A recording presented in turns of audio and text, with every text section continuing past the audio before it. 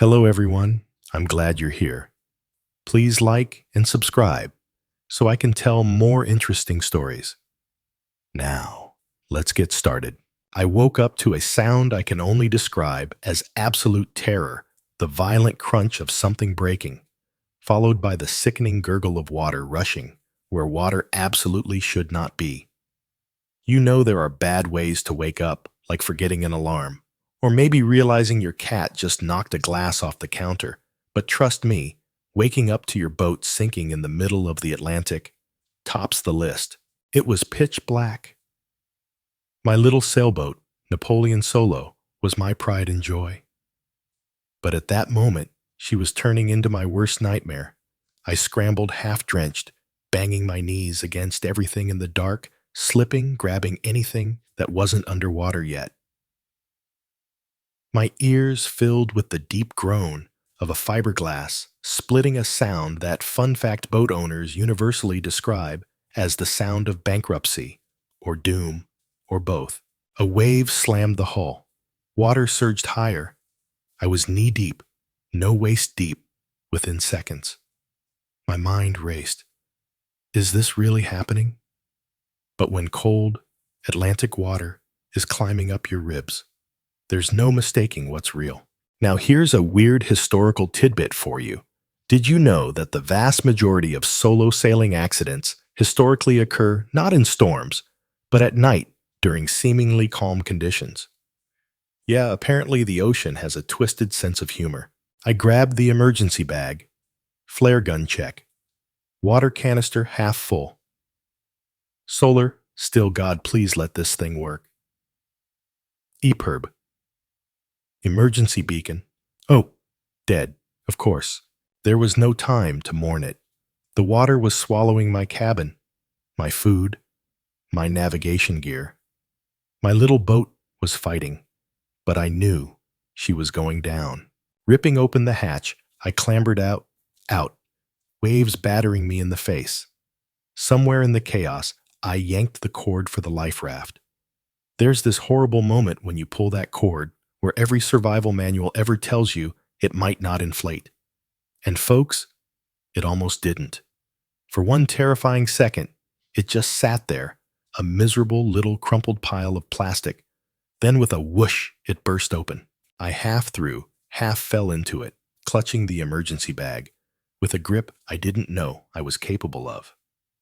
The raft rocked violently as the sea reminded me, hey buddy, I'm still in charge. Now, historians still debate whether early life raft designs were intentionally cruel or just the result of engineers never actually testing them at sea. Either way, this raft was a joke.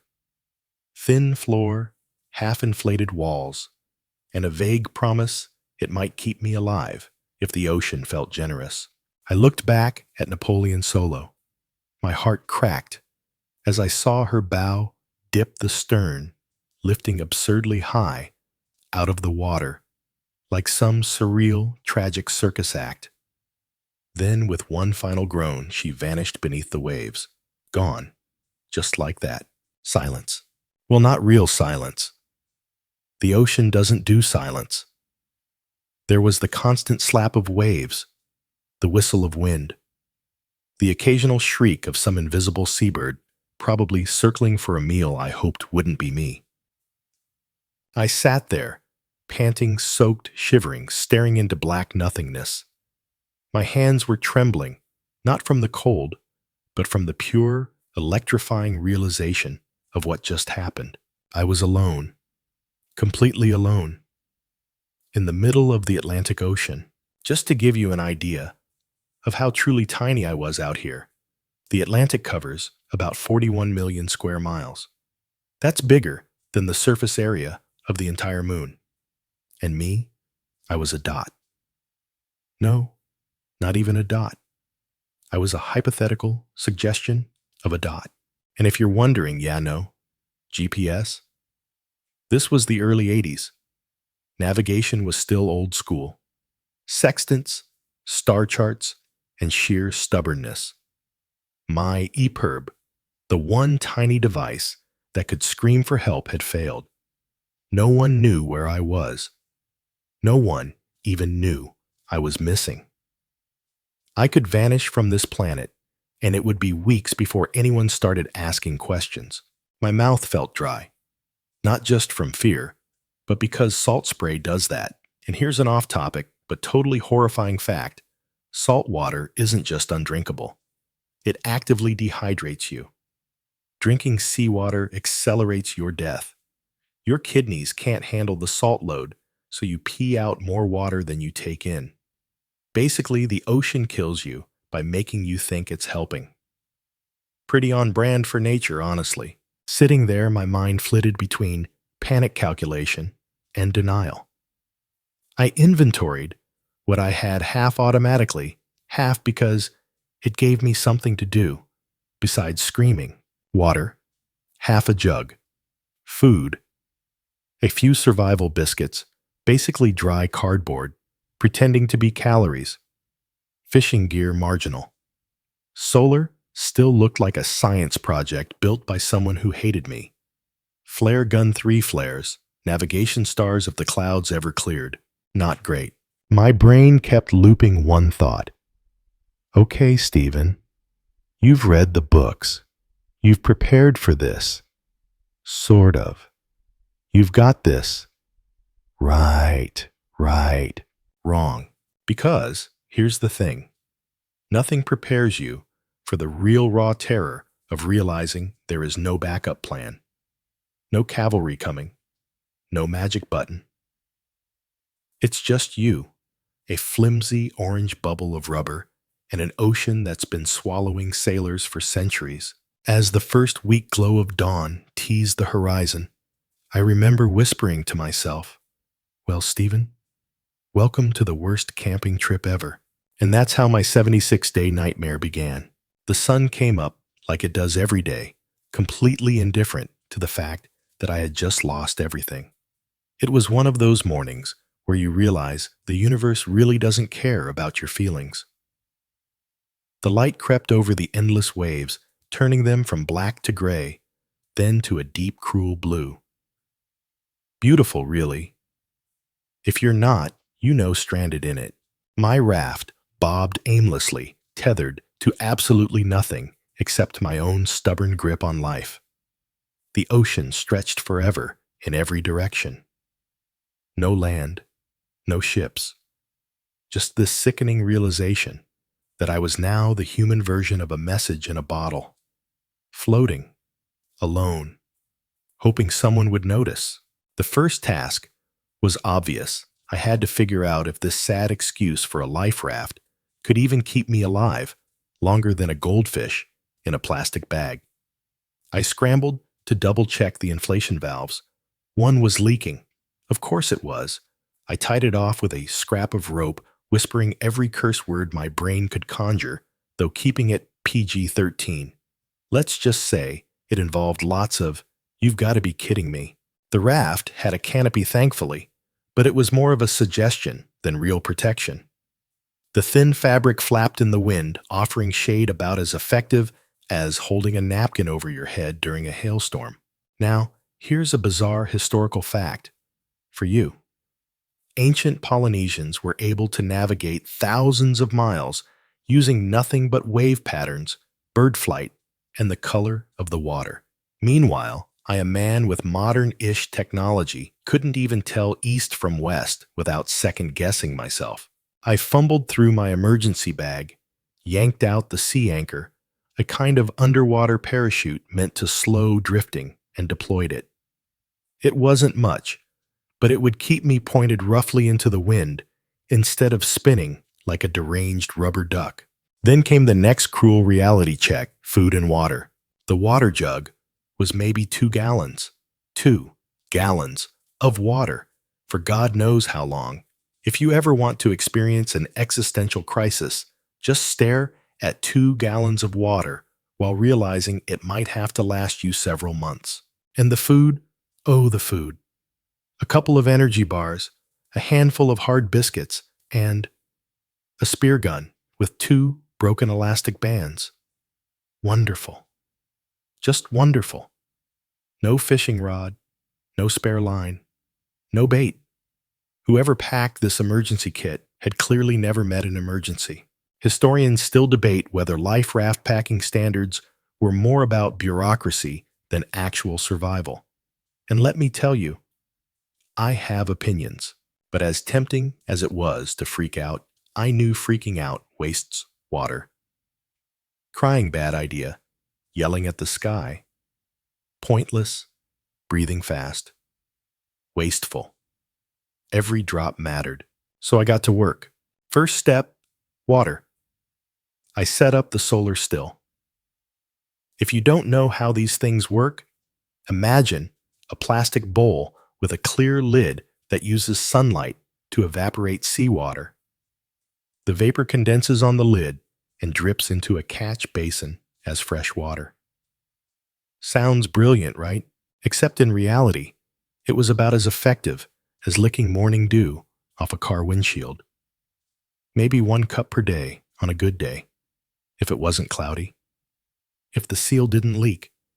If Neptune himself wasn't feeling particularly petty. I stared at it, willing it to produce magic. It did. Eventually. A tiny drip. Then another. It was both miraculous and deeply insulting at the same time. Now for food. My best bet, spearfishing. I tied the broken elastics together as best as I could, fashioned a crude sling, and waited. The thing about the open ocean is there's a shocking lack of anything visible. No fish, no birds, just water. Miles and miles of it. Occasionally, though, I'd spot a flying fish skim past. One even hit the raft and flopped around long enough for me to pounce like an overly enthusiastic house cat. Got it. Protein secured, barely.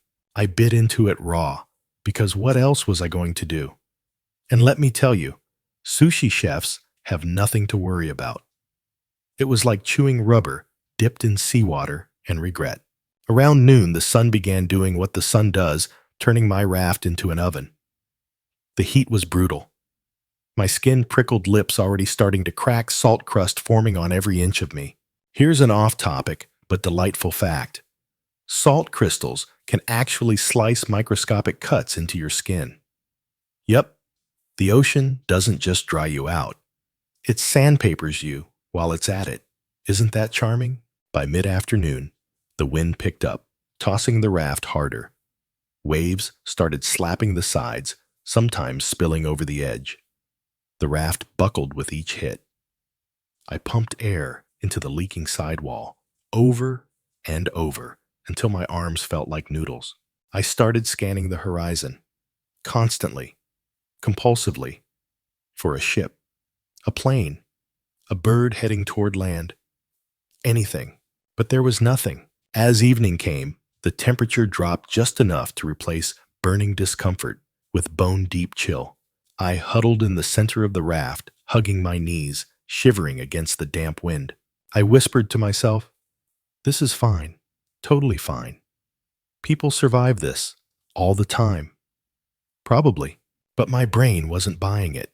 The stars came out, millions of them. Blazing, unbelievable. You don't realize how cluttered the sky is until there are no city lights anywhere. I spotted Orion, the Big Dipper, all old friends from navigation books. Funny how the same stars that guided ancient mariners now hung over me, offering comfort and mockery in equal measure. And as I drifted off into a fitful sleep, clutching my water jug like a teddy bear, I wondered how many days it would take before I stopped believing rescue was coming. Morning came, but it didn't feel like morning. Out here, time isn't measured by hours. It's measured by how long you can go without thinking about food or water. And trust me, that's not very long. The first thing I did was check the raft. Bad news, the leak was still there. Good news, it hadn't gotten worse overnight. I pumped more air into the sagging tube, grumbling to myself, whoever designed this thing clearly hated humans.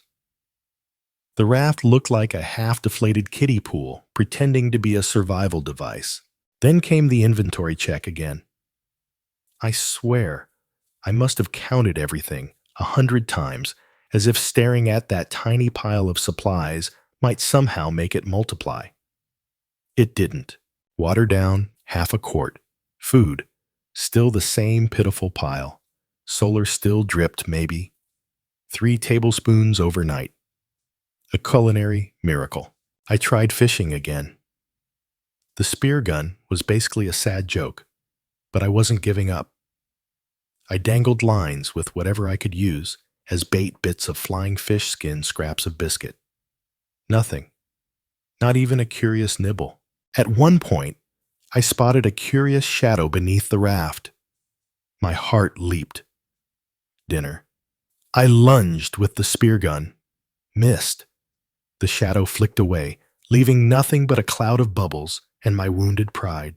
You know, historians still debate whether the open ocean is an abundant ecosystem or an aquatic desert. Turns out, the answer is yes. If you're a whale, it's a buffet. If you're a guy in a rubber raft, it's a cruel joke. By midday, the sun was already cooking me alive. I rigged the canopy tighter, pulling my shirt over my legs to stop the burn, but it didn't help much. My skin felt tight dry, like someone had shrink-wrapped me. It's wild how quickly the human body starts falling apart out here. My lips were splitting open. My tongue felt swollen dry, like it barely fit in my mouth. The saltwater sores were starting tiny blisters where the salt rubbed raw against my skin. Little patches of misery that would soon turn into full-blown agony. I leaned over the side of the raft to cool my hands, and that's when I noticed them. Sharks, 3 of them, circling, casual, almost bored. They weren't giant movie-type sharks. No fins, cutting the water like Jaws or anything dramatic. Just reef sharks, probably 5 or 6 feet long. But still, they had that look. You know the one? That dead-eyed, are you food or not kind of stare. One bumped the raft. Just a little nudge. Then again, testing, curious, my heart jumped into my throat. I slapped the water with an oar. Get lost. The sharks flicked away, but not far. Just circling. Waiting. Here's a horrifying little fact. For your next dinner party, shark skin feels like sandpaper. It's covered in tiny tooth-like scales called dermal denticles. In theory, that helps them swim faster. In practice, it means if one of these guys even brushes against your raft, it can tear the fabric open like a cheese grater on a balloon. The raft held, barely, but it made me painfully aware that I was floating inside what was basically a snack wrapper. The afternoon brought clouds. At first I cheered. Clouds meant shade, maybe even rain. Sweet, glorious fresh water from the sky. I set up every container I had, plastic bags, the water jug, the inside of my emergency bag, ready to catch anything. A drizzle came. Not much. Barely enough to dampen my hair. But I tilted my face up and drank every drop that hit my lips like it was liquid gold. Then boom! Thunder rolled across the water.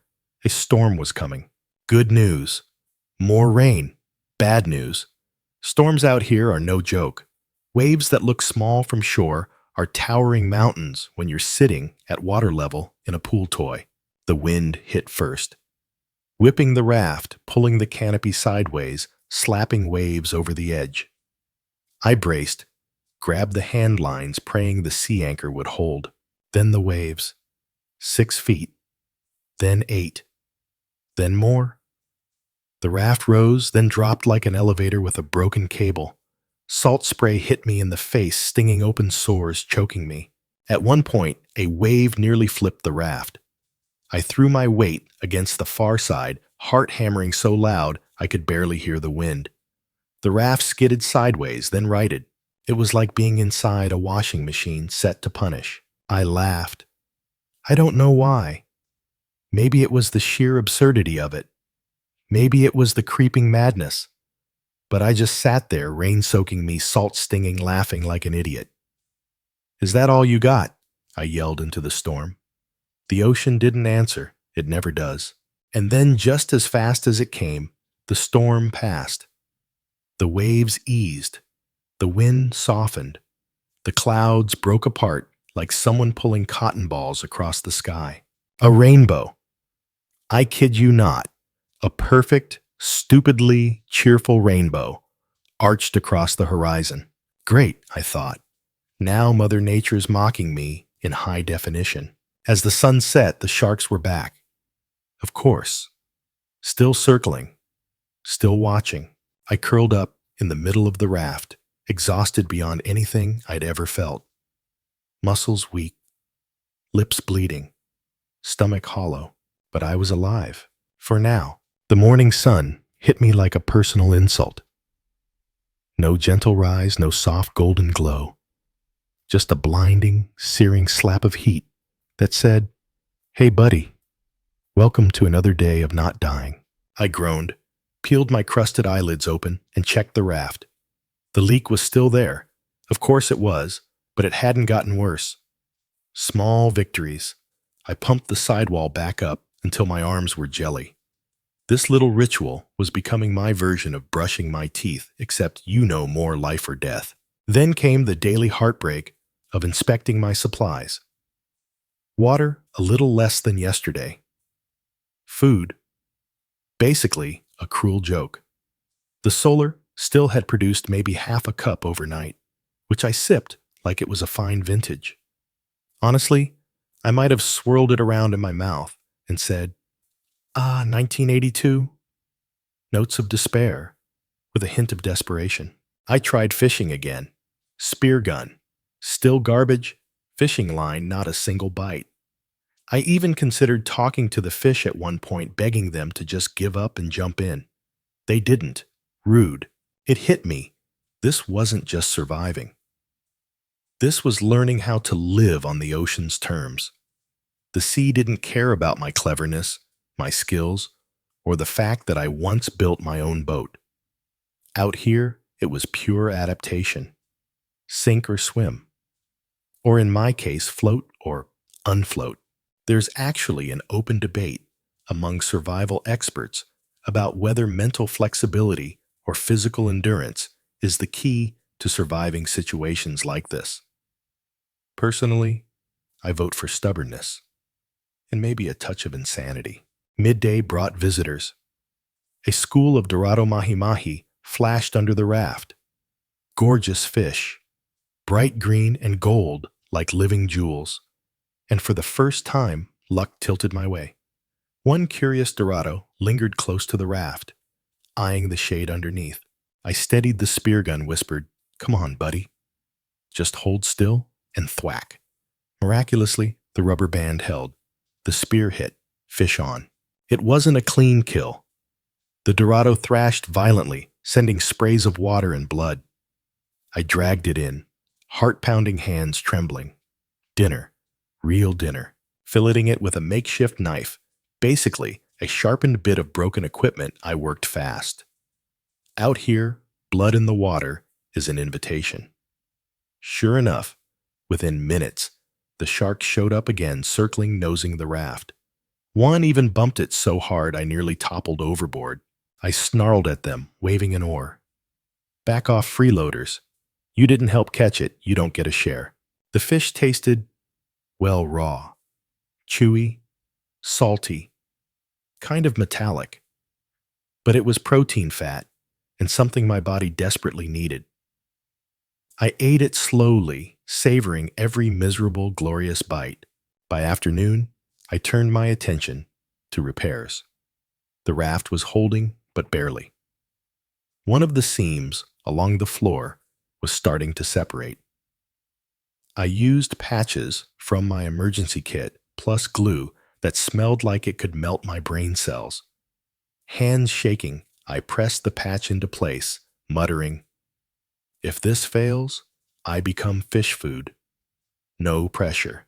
Here's a weird fact. The glue used in life raft repair kits was originally developed for repairing aircraft fuel tanks in World War II.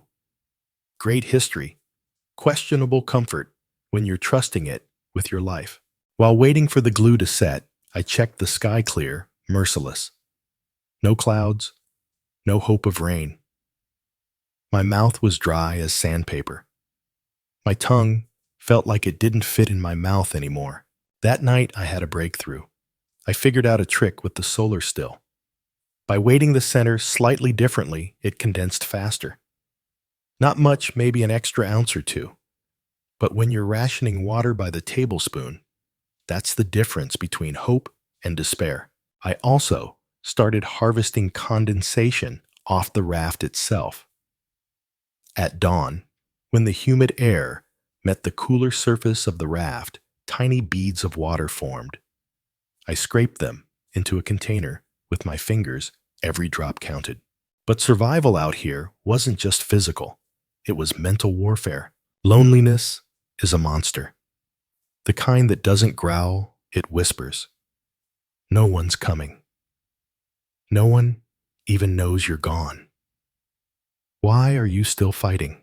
I fought back the only way I could, talking to myself. Out loud. A lot. Sometimes, I pretended I was hosting a cooking show. Today, we're preparing ceviche minus the citrus salt, or literally anything except fish. Other times, I narrated imaginary documentaries. Here, we see the rare and nearly extinct Homo sapiens floticus in its natural habitat, absolute misery. You might think that's a sign of cracking. Honestly, it's the opposite. Talking kept me tethered to reality, gave my brain something to do besides spiral into panic. As the sun dipped below the horizon, painting the sky with streaks of orange and purple, I realized something profound. The ocean didn't hate me. It wasn't out to get me. It was just indifferent, uncaring, a force of nature, like gravity or time. It wasn't personal. That realization didn't make things easier, but it made them clearer. I wasn't fighting the ocean. I was learning how to coexist with it. And as I curled into the damp, sticky corner of my leaking, half-patched raft, I whispered to the stars, "Not today. I'm still here. Not today." Morning arrived with the same brutal routine. First came the pain, the stiff joints, the salt-crusted skin, the cracked lips that felt like they'd split open just from moving my mouth. Then came the fear, the same gnawing question looping in my head like a broken record. How long can I actually do this? I sat up, wiped the layer of crusted salt from my eyelashes, and did what I'd learned to do. First thing, check the raft. Still leaking, still floating. The thin line between being alive and being a tragic headline, and the smell. Oh man, the smell was getting intense. Picture this rotting fish bits, smeared on plastic, sweaty, damp clothes fermenting under tropical sun, and the unmistakable aroma of sheer human desperation. Honestly, I'm shocked the sharks didn't just faint from the stench. Speaking of which, yep, there they were, circling again. Same crew, or maybe word had spread on the shark version of Yelp. 5 stars, tasty-looking human in a rubber wrapper. One gave the raft a lazy bump, just enough to remind me who was really in charge out here. Here's a weird fact to ruin your day. Sharks can detect a single drop of blood in the ocean from over a quarter mile away. Great. Good to know. Super comforting. I turned my attention to fishing. The Dorado from the day before had boosted my morale, but the ocean had other plans today. The fish were gone, vanished.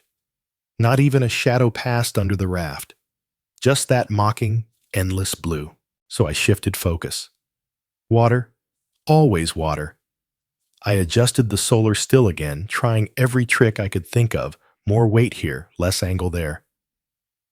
The result? Barely a cup by midday. But a cup is life out here. I sipped it like a king, letting it sit on my tongue before swallowing. My body practically sighed with relief. Then boom, storm clouds. Not the friendly, shady kind. The mean, angry, I'm about to ruin your entire afternoon kind. The wind picked up, pushing waves that slapped the raft with wet, heavy hands. I scrambled to secure everything. Tie down the water jug seal, the emergency bag, double knot the lines. And then the rain started. Cold, hard, glorious rain. I ripped the canopy aside, held every container I had up to the sky. Mouth open, arms stretched. Rainwater poured over me into my mouth, down my throat, slicked my hair to my face. It was the most delicious thing I'd ever tasted. Better than any wine. Better than coffee. Better than, okay, maybe not pizza, but close. By the time the rain eased, I'd collected almost 2 gallons. 2 gallons. It felt like winning the lottery, if the lottery was made of wet salvation. But nature, being the drama queen it is, doesn't give without taking. The wind roared louder. Waves climbed taller. A rogue breaker slammed the raft so hard I was launched sideways, crashing into the flimsy wall, barely catching the oar before it floated off. Water surged over the sides, soaking everything. My patched floor started peeling at one corner. Panic rose in my throat, thick and sour. I grabbed the repair kit, hands fumbling, knuckles bleeding as I slapped another patch over the rip. Glue smeared everywhere. My fingers stuck together. For a terrifying moment, I thought I might accidentally glue my hand to the raft, which, let's face it, would have been peak comedy at this point. Historians still debate whether early life raft designs prioritized compactness over survivability. And as someone living that reality, yeah, no arguments here. Eventually, the storm eased. The wind softened. The ocean went from snarling beast back to its usual indifferent self. The sun peeked out as if saying, "Oh hey, didn't mean to cause a scene." I slumped back exhausted, soaked, shivering, but alive, and with more water than I'd had since this nightmare started. But then came the smell. Oh, the smell had leveled up. Somewhere under the raft, wedged between the floor layers, was a dead flying fish I hadn't noticed, and it had ripened. The combination of dead fish, stale rainwater, and me. Yeah, it was a scent that could peel paint. I poked around until I found the culprit, scooped it out with the oar, and flung it as far as I could. A shark snapped it up before it hit the water. Guess I wasn't the only one desperate for a meal. As night fell, the exhaustion hit harder than usual. My arms ached. My hands were covered in tiny cuts from the salt, each one burning like fire. My skin was splitting in places I didn't know skin could split, and the hallucinations started creeping in. Shapes on the horizon that weren't there. Lights blinking in the sky that didn't belong to any plane or star. Once I was absolutely certain I saw a cruise ship passing by. I even stood up, wobbling in the raft, waving my flare gun, screaming until my throat was raw. But the ship never existed. It was just my brain trying to trick me, trying to give me hope, even if it was false. That night, I lay back and stared at the stars. Same stars sailors had stared at for thousands of years. Same stars that Polynesians used to cross oceans. Same stars that looked down at me now, whispering, "Keep going, just keep going." I whispered back, "Still here, not quitting, not yet." I woke to the sound of something scraping against the bottom of the raft. My heart lurched. Sharks again. I shot upright, scanning the water, but saw nothing except the familiar endless blue. False alarm. Or maybe the ocean just likes keeping me on edge for sport. My lips felt like cracked leather. My tongue was swollen. Every swallow was like dragging sandpaper over broken glass. Water was always on my mind, even in my sleep, even in my dreams. I checked in the solar, still barely half a cup. Not great, but not nothing. The precious rainwater from the storm was holding steady, but I rationed it like it was liquid diamonds. One sip in the morning, one at noon, one at sunset, just enough to keep me almost functional. Food was the next problem. My stomach had learned to accept emptiness as a permanent tenant, but it still grumbled in protest. I peered over the edge of the raft, and there they were. The Dorado were back, 3 of them, flashing like living neon signs just beneath the surface. I grabbed the spear gun, lined up the shot thwip missed. The elastic snapped clean in 2. Just fantastic. I threw the broken spear gun down and cursed PG-13 curse, of course. Oh, wonderful. Just perfect. Great job, Ocean. 10 out of 10 would not recommend. Switching tactics. I rigged a hand line using bits of parachute cord, tied a scrap of fish skin as bait, and let it drift. Minutes passed. Then tug. I yanked the line and pulled in a wriggling silver fish. Not big, but not small either. Dinner. I cleaned it with my sad excuse for a knife, a bit of broken metal, and ate it raw. No hesitation. The taste. At this point, I didn't even care. Fish was fish. Chewy, salty, slimy. But it was life. It kept the engine running. Out of nowhere, a strange sound pierced the monotony. A sort of wheezing, high-pitched foosh. I whipped my head around and saw them. Dolphins. A pod of maybe 8 slicing through the water with elegant, effortless grace. They circled the raft, leaping, diving, chattering to one another.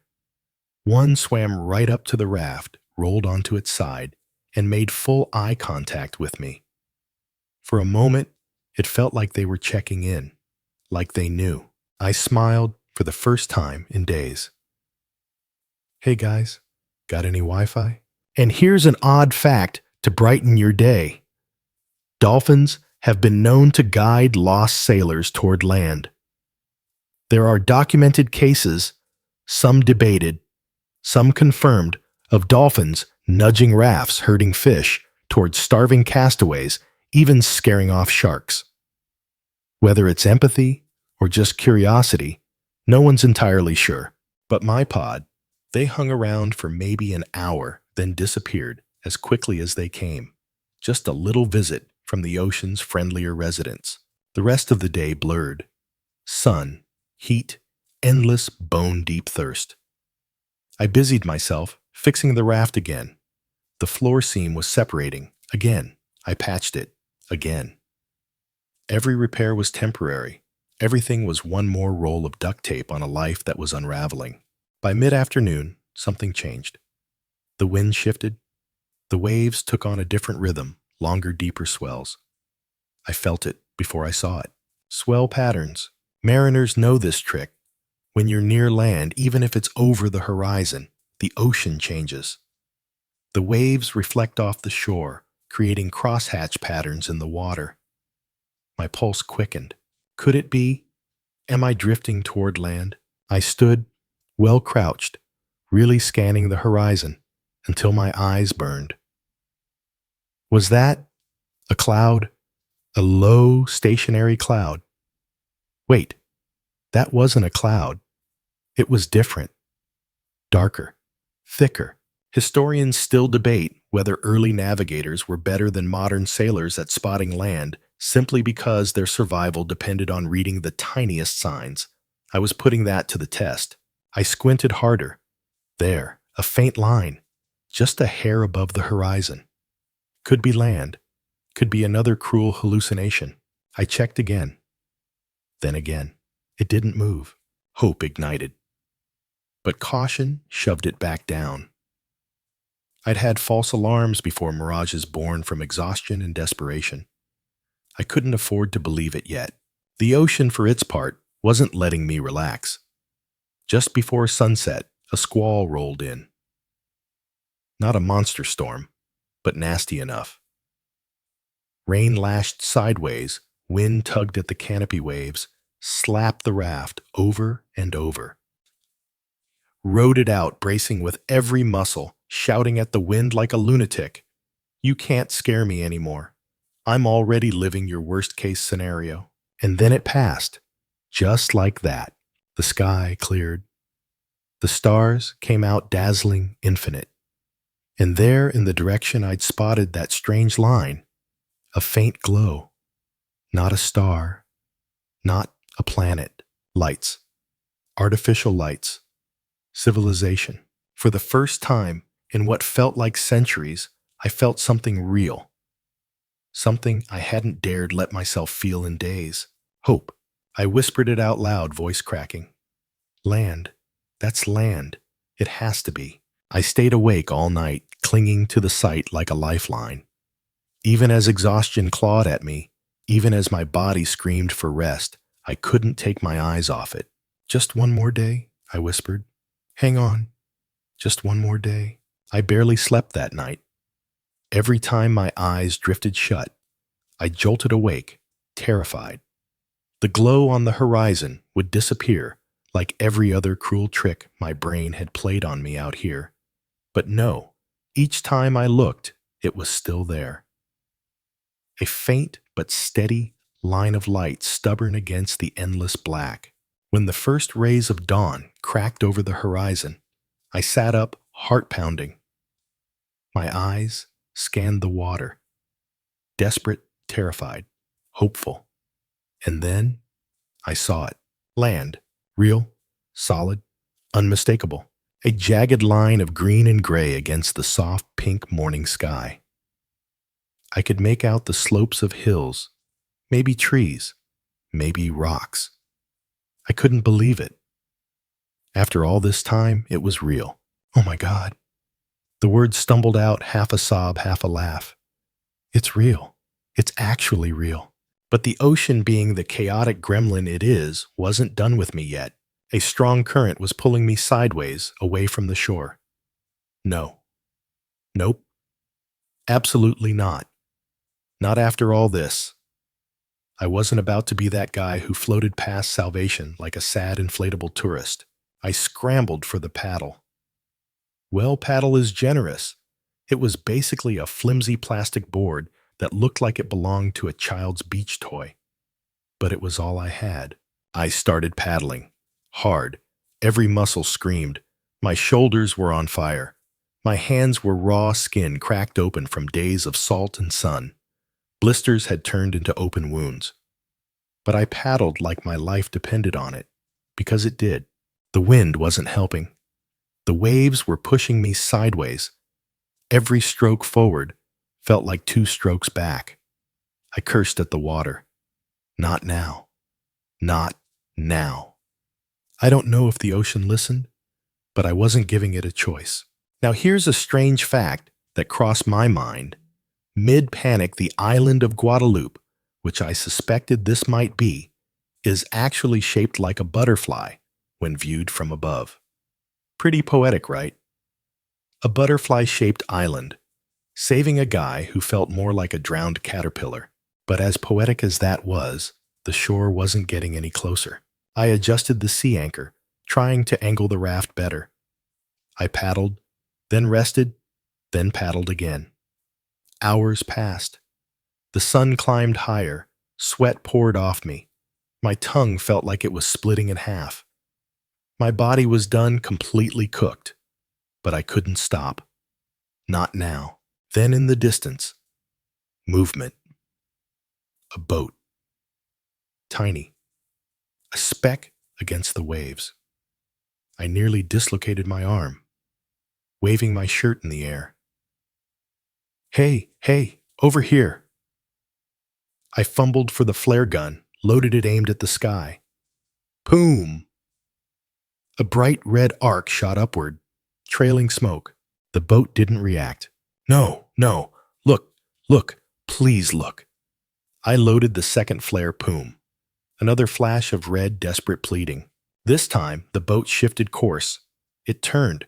It was coming closer. I waved both arms like a lunatic, hollering until my voice broke. As the boat approached, I could make out figures, 2 men standing, shading their eyes, staring at me like I was a sea monster or an alien or both. The engine roared as they closed the distance. One of them cupped his hands around his mouth and shouted something in French. I don't speak French, but I was fluent in, "Oh my God, you're saved." They pulled alongside. The boat rocked in the swell, and one guy threw a rope toward me. I fumbled, grabbed it with fingers that barely worked, and tied it around the raft's grab line. The other man climbed partway into the raft, reached for me. "Ça va, monsieur? Ça va?" I didn't answer. I just burst into tears. Ugly, heaving, shaking sobs. The kind that come from the soles of your feet. My whole body let go. The tension, the terror, the constant gnawing loneliness, it all spilled out at once. They hauled me onto the deck. My legs buckled. I collapsed, gasping, trembling. The floor of their little fishing boat felt impossibly solid. Safe. Real. One of the men handed me a bottle of water. I unscrewed the cap with shaking hands, stared at it for a moment, just to be sure it was real, and then drank. Oh my God. Water. Cold water. Clean. Fresh. It tasted like heaven. Like life. Like every birthday, every Christmas, every miracle rolled into one sip. The men wrapped me in a blanket, jabbered to each other in rapid French. One offered me a piece of bread. I took it. My body was torn between scarfing it down and being scared it might explode my stomach after so long without real food. As we motored toward the shore, the island grew bigger, clearer. I could see houses tucked into the hills, palm trees swaying the white curve of beaches. Civilization. People. I made it, somehow, against all odds. After 76 days of floating on nothing but hope, stubbornness, and sheer spite, I was going home. But something else hit me. A strange feeling. As much as I was desperate to step on land, part of me realized I wasn't the same person who had set out months ago. The man who crawled onto this fishing boat wasn't the man who had left port. The ocean had stripped me down, broken me, rebuilt me. I had stared into the abyss, and it stared right back. And yet, here I was, alive. As the fishing boat neared the shore, the reality of what had just happened hit me like a freight train. Civilization. People. Solid ground. I watched as the shoreline grew larger, details coming into focus. Colorful houses nestled among palm trees. Fishing nets hung out to dry, kids splashing in the shallows, the occasional dog barking from the dock. It was all so normal, so ordinary. And yet to me, it looked like the most beautiful miracle on earth. The fishermen guided the boat toward a small jetty. A couple of locals stood there, squinting at the strange sight, a sunburned, half-starved man wrapped in a blanket, looking like he'd just crawled out of a Shipwreck movie. Because, well, I basically had. The boat bumped against the dock. One of the fishermen climbed out, tied the rope to a cleat, and shouted something in French to the folks waiting. The other helped me stand. My legs wobbled like spaghetti. The moment my feet touched the dock, I nearly collapsed. Land was solid, but I wasn't. It's a weird thing no one tells you about after being adrift for weeks. Your brain forgets how stability works. I was used to the constant sway of the raft. Standing on something that didn't move felt wrong, disorienting. I had to hold on to one of the fishermen just to stay upright. A small crowd started gathering. Some were curious. Some were concerned. One older man walked up with a skeptical look and muttered something that probably translated to, "What in the fresh seafood is this guy's story?" A woman, probably in her 50s, pushed through the group carrying a bottle of water and a towel. She pressed them into my hands with a smile that needed no translation. I mumbled, "Merci, thank you, thank you," over and over. A man who seemed to be some kind of local official showed up next, short, balding, with a clipboard tucked under his arm. He fired questions at the fishermen in rapid-fire French, scribbling notes as they explained. Then he turned to me, name, I swallowed, lips cracking. Steven Callahan. Nationality: American, U.S. He scribbled, then paused, raised an eyebrow. How you get here? His English was halting but clear enough. I let out a breath. Long story. And here's a fun historical tidbit. Turns out, when a castaway washes up on your shores, there's an entire set of international maritime laws about what happens next. Rescue reporting to the nearest consulate, medical checks, it's all part of the protocol. Though I'm guessing it doesn't happen often enough to make it less awkward. They bundled me into a tiny white van that smelled like fish and engine grease. We drove through narrow streets lined with pastel buildings and bright bougainvillea vines. I stared out the window like someone visiting Earth for the first time. When we arrived at a local clinic, 2 nurses helped me out. The moment I walked in, the smell hit me.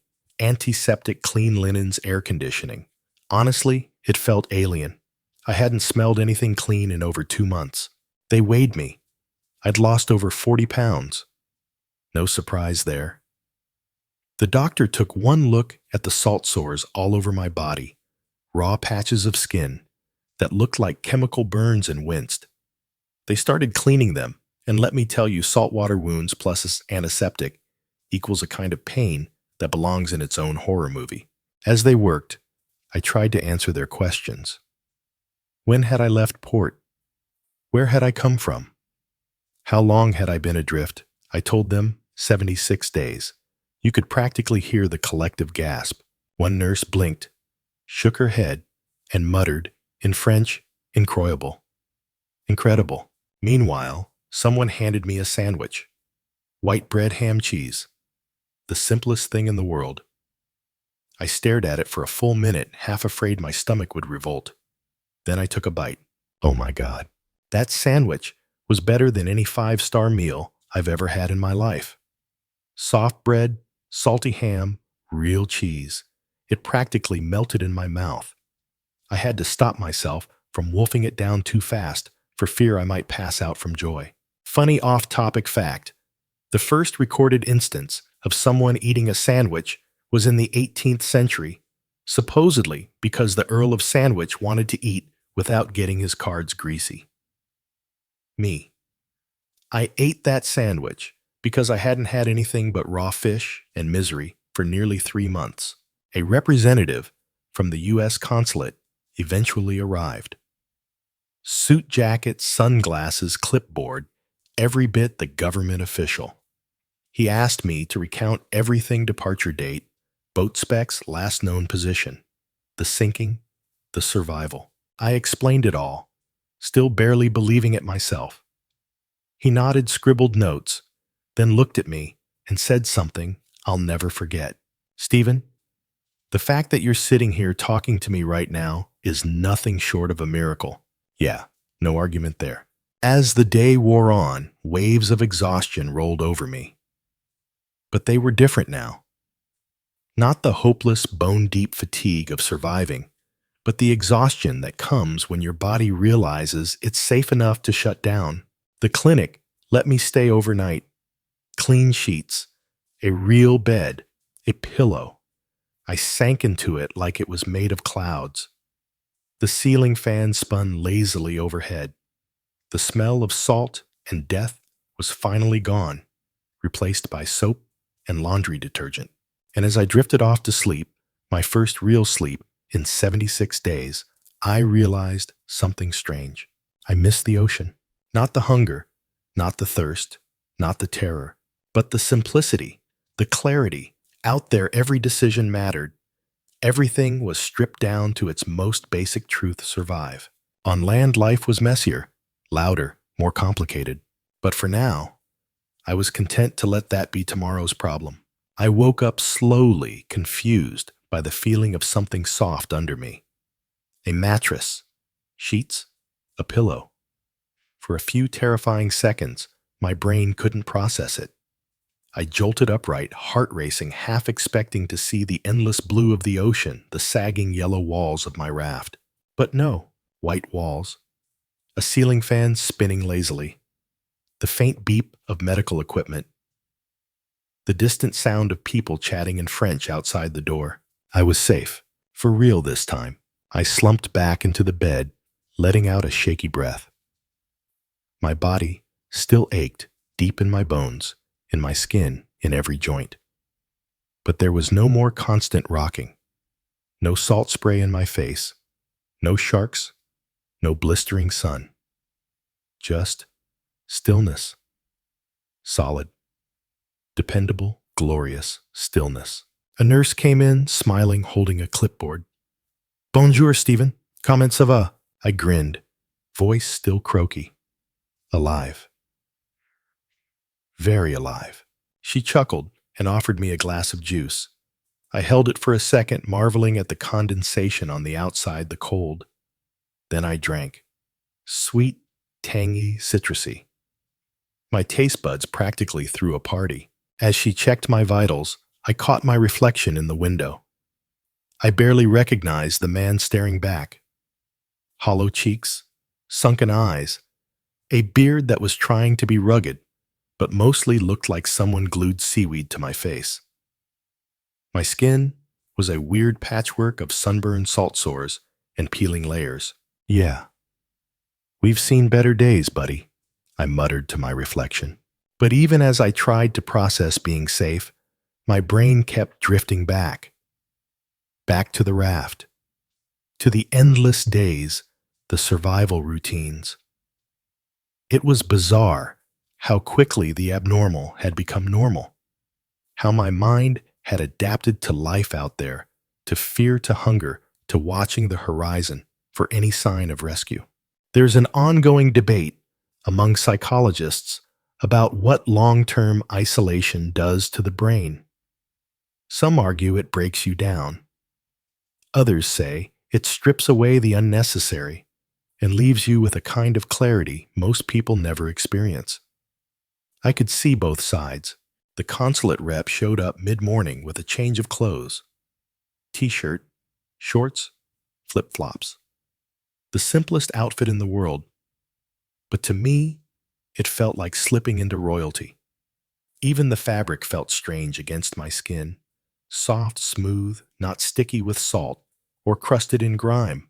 He sat down, crossed his legs, and gave me a tired smile. Steven, you've made international news. You're a survivor. Reporters are already calling. Oh no, I groaned, covering my face. Tell them I'm dead. He laughed. Sorry. Too late. The cat's out of the bag. We went over everything, how I left port in the Canary Islands, the storm that crippled my boat, the sinking of Napoleon Solo, the 76 days drifting westward, every gruesome, absurd, ridiculous detail. At one point, he paused, tapping his pen. You do realize, most people wouldn't have survived this. Yeah, I was starting to realize that. But even with the relief flooding in, something else stirred underneath. A nagging question. Why me? Why did I make it? Was it preparation, luck, stubbornness, or just something bigger? I didn't have an answer. Later that afternoon, the fishermen who rescued me came by the clinic. I nearly broke down seeing them. I hugged both of them like they were old friends, even though, realistically, we'd exchanged about 12 words total. One of them handed me a small paper bag. Inside, fresh bread, a local pastry, and a small, carved wooden dolphin. I turned it over in my hands, tracing the smooth curves. Merci. Merci. I don't have words. The older one patted my shoulder and said something in French that I think translated to, go live a good life, friend. Or maybe it was, next time buy a bigger boat. Either way, the message landed. As the day wore on, word spread. Locals dropped by, some out of curiosity, some out of sheer kindness. A woman brought a bowl of soup. A man dropped off some fruit. Someone else handed me a battered paperback novel in French, clearly thinking I needed entertainment. Funny off-topic fact, the French are absolutely obsessed with bread. By law, a traditional French baguette Can only my silly have four ingredients: flour, water, salt, and yeast. Sitting there munching on the best bread I'd ever tasted, I totally understood why they take it so seriously. That night, as I lay back in my bed, staring at the ceiling fan, a strange wave of sadness crept in. Not for what I'd been through, but for what I was leaving behind. Out there, life was brutally simple. Survive or don't. No bills, no emails, no noise. Just the wind, the waves, the stars. Here, everything was about to get complicated again. Phones, paperwork, interviews, responsibilities, the chaotic mess of modern life. I whispered to the ceiling, I'm grateful, but man, the ocean changes you. Sleep pulled me under, but not before one final thought floated through my mind. I survived the Atlantic, but now I've got to survive being back on land. The next morning, I woke to sunlight, filtering softly through the window, birds chirping in the distance, and the smell of something warm, coffee bread, maybe both drifting through the air. For a split second, I thought I was still dreaming. Then I remembered. No raft, no ocean, no circling sharks, no endless horizon, just solid ground, clean sheets, and the quiet hum of life moving on. A nurse peeked in with a smile. Bonjour, Steven. Breakfast. Yes, please, absolutely. Forever, I croaked. She chuckled and wheeled in a tray coffee, fresh bread with butter, some tropical fruit I couldn't even name, and a little pot of jam. Honestly, a feast, maybe the best meal of my life. As I ate, savoring every single bite, a deep wave of something heavy but comforting rolled over me. Relief, gratitude, but also disbelief. I was still wrapping my head around it. Did this really happen? Did I really survive this? The U.S. consulate rep came back around mid-morning looking less formal this time. No clipboard, just a tired but genuine smile. Good news, he said, settling into the chair next to me. We've booked your flight back to the States tomorrow morning. I blinked. A plane, an actual plane, with seats and food and air conditioning. I wasn't sure whether to laugh, cry, or pass out. It'll be a bit of paperwork. Of course, he continued, and the press will probably want a few words when you land. You've become, well, let's just say, kind of a big deal. Oh no, I groaned, dragging a hand down my face. Please tell me someone brushed my hair before this. He laughed. They're calling it one of the most remarkable survival stories in modern sailing history. Historians still debate whether modern survival stories are proof of human resilience or evidence that humans sometimes make very questionable choices. Honestly, probably both. The rest of the day was a blur of logistics, filling out forms, getting checked one last time by the clinic, thanking every nurse, every doctor, every random stranger who had brought me food, clothes, or just a smile. And then came the hardest part, the goodbye. The two fishermen who saved me showed up again at the clinic. I hugged them both like my life depended on it. Because, well, it had. I pressed the little wooden dolphin they'd given me into my palm, holding it tight, unsure how to put into words the kind of gratitude that doesn't fit inside a thank you card. One of them simply pointed toward the ocean, then back at me, grinned, and said in broken English, "No forget. Ocean, always watching." Yeah, I nodded, throat tight. I won't forget. The next morning came fast. Too fast. The van drove me to the tiny island airport. As the plane taxied down the runway, I looked out the window, watching the island shrink, the green hills fading into blue, the water stretching back out to that same merciless, beautiful, infinite ocean. The same ocean that tried to kill me. The same ocean that weirdly also kept me alive. As the plane lifted, I realized something strange. I wasn't afraid of the ocean. Not really. If anything, I respected it now, deeply, profoundly. Back in the States, reporters mobbed the terminal. Cameras flashed, microphones shoved in my face. Steven, how did you survive? Did you think you'd die? What was the worst part? I tried to answer. I really did. But how do you sum up 76 days of fear, hunger, salt, and stubbornness in a soundbite? I stayed alive because I didn't have another option, I said finally. It wasn't about being brave. It was just one problem at a time, one moment, one breath, one wave at a time. The interviews passed in a blur. Friends, family, fellow sailors all came flooding back into my life, hugging me, laughing, crying, shaking their heads like they couldn't believe I was real. And honestly, I couldn't either. In the days that followed, something strange happened.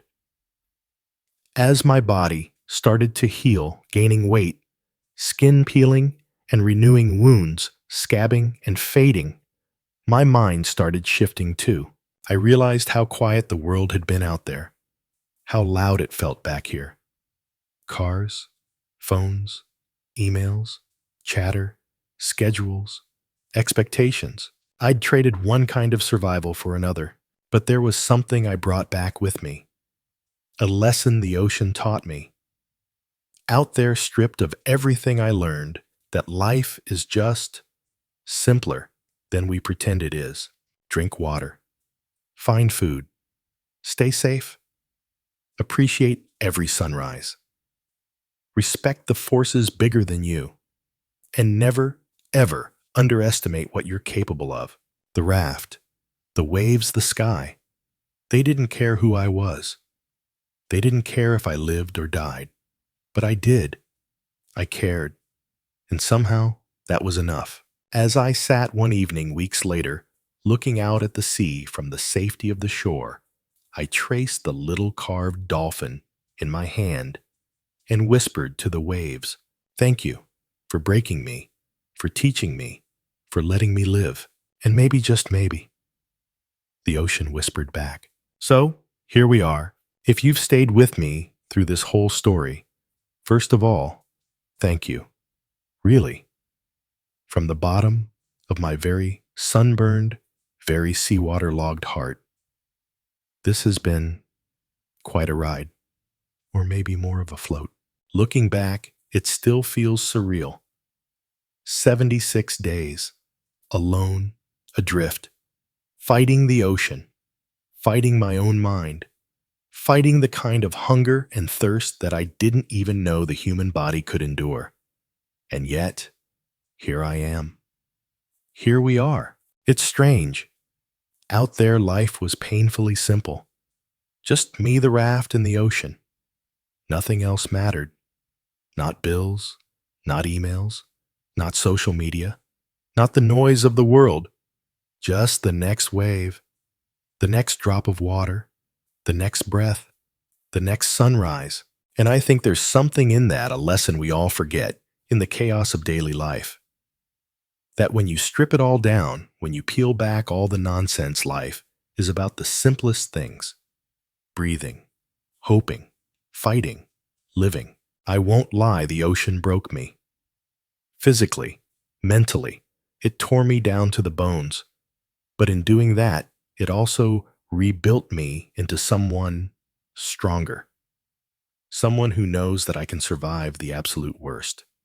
Someone who understands, now more than ever, just how precious every ordinary, boring, beautiful day really is. So yeah, I survived, but I didn't come back the same. And maybe that's the point. Thank you for being here. Thank you for listening to my story. If you enjoyed this, please like, subscribe, and share. You never know who might need to hear it. For now, take care, stay safe, and remember, never ever underestimate the power of a stubborn heart.